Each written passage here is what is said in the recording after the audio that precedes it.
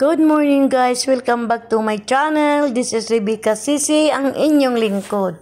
Ayan, update nanto kay Dara guys. Ayan, balitang balita. Mayroon dong ilalab team na si Dara.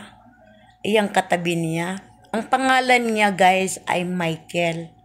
Kaibigan na ni Kalingap Jomar. Kasama yan ni Kalingap Jomar sa ilang presentation nga dance para sa birthday ni Carla. Ayan, sinama yan si Michael. Isa si Michael dyan nga magsayaw. Ang galing din sumayaw guys. Kasing galing din siya ni Dara. Talagang bagay silang dalawa kasi parehong magaling magsayaw. At about sa kulay guys, pareho sila. Moreno at saka morena. Maganda at saka pogi. Ay nanay guys, naku.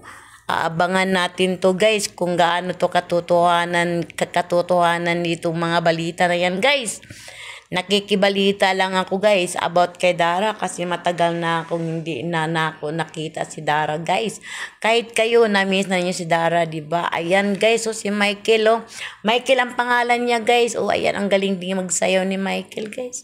Ayan, short video nila yan guys. Oh, ayan, tingnan mo naman si Dara oh.